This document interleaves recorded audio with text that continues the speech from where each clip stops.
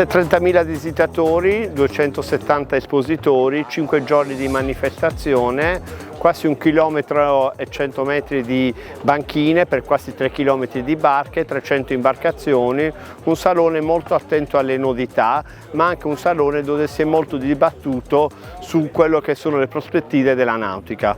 Un salone che presenta 216 aziende italiane e 54 straniere con una forte vocazione di internazionalità. Lo aiuta a sviluppare la sostenibilità perché fin dalla prima edizione è stato uno dei focus.